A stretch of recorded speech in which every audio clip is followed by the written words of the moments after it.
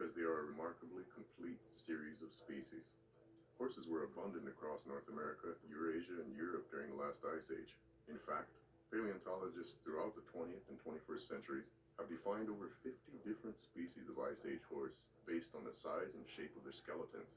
However, recent DNA analysis suggests that all of these various species of the Ice Age horse likely represented regional populations of a single wide-ranging horse species. The Ice Age horses in Beringia were remarkably similar in appearance and are genetically related to today's last truly wild horse.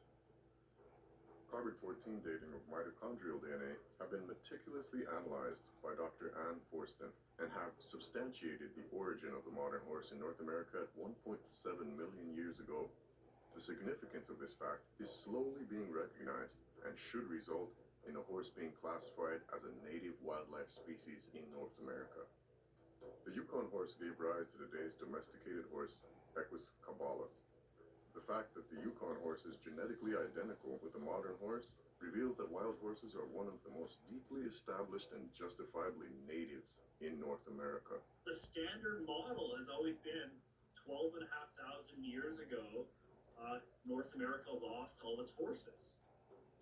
But that is changing. Beringia plays a massive role in the global horse story. They evolved to occupy these Arctic regions, and then eventually were able to disperse across the Bering Land Bridge westward into Siberia, and then eventually made their way to Europe and Africa. For the most part, the horse fossils that we find here in the Yukon are really the direct ancestors of the horses that were later domesticated over in Eurasia.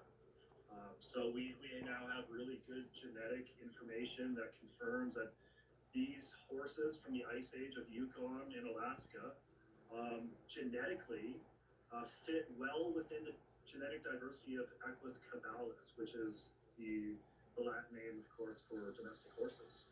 There was an amazing study that was done in Yukon by a guy named Tyler Murchie from McMaster University. He was working on frozen cores from the Yukon, and shockingly, recovered DNA from both woolly mammoths and Ice Age horses, the genus Equus, that are about 6,000 years old. That just kind of blows up the whole paradigm. It really confirms that North America is this homeland of horses. That whole concept of horses and mammoths living till at least 6,000 years ago, possibly later, in Yukon, brings in this amazing Aboriginal history, Indigenous history, because people were living alongside these animals for a very long time, and there's a lot of stories in the Yukon from Indigenous people about these ancient animals, these monsters of the past, if you will, and so telling us that people knew about these animals.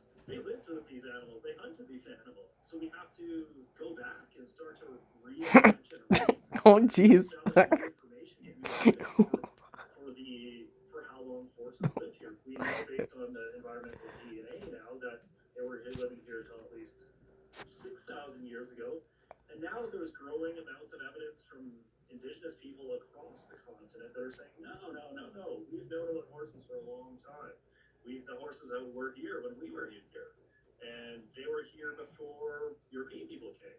So it's just trying to piece together these different pieces of evidence, right? There's historical writing, there's Indigenous oral history, there's fossil records, and there's archaeological records. The jury's out. Like, I think the jury's out in terms of when the last horses and whether they actually ever were completely wiped out in North America or not. I think we have to now keep our minds open to the possibility that horses were always here, and we never actually lost them in North America. A recent study from Mexico on post-Pleistocene horses radiometrically dated ancient horse bones, indicating evidence of horses in the early to mid-Holocene period. This data implies that horses may have persisted in North America well after the classic late Pleistocene extinction event. In 2023, a study published in a science journal titled Early Dispersal of Domestic Horses into the Great Plains and Northern Rockies included a genomic analysis of horses. In it, the genomes of horses studied were measured against two ancient Alaskan horses that lived roughly 29,000 years ago. The analysis done focused on less than 1% of the gene that appeared different across all the horse lineages investigated. In recognition of the fact that the horses originated in North America, Lakota scientists who co-authored this study preferred instead to focus on the fact that more than 99% of the genome of all the horses in the study was shared with those ancient Alaskan horses. In other words, by DNA, the living horses in North America measured were at least 99% the same as the ancient North American horses sequenced. These scientific studies lend weight to the idea that the common narrative of the Spanish introducing the horse to North America is challengeable.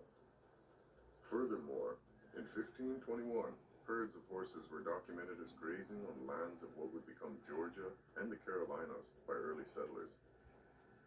In 1579, Sir Francis Drake, an English sea captain, privateer, and slave trader, documented herds of horses living among the native people along the California and Oregon coasts. However, the official narrative in the history books and still persists is that the American Indians had no horses before the arrival of the Spanish.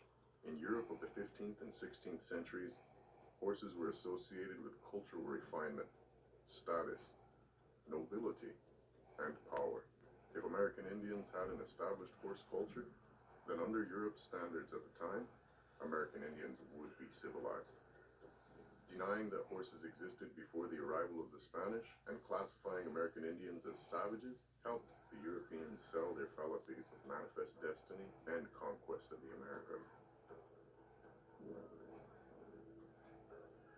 There were numerous accounts of early explorers watching the proud buffalo hunters in Plains regalia riding spirited horses in the early 19th century. This left no doubt that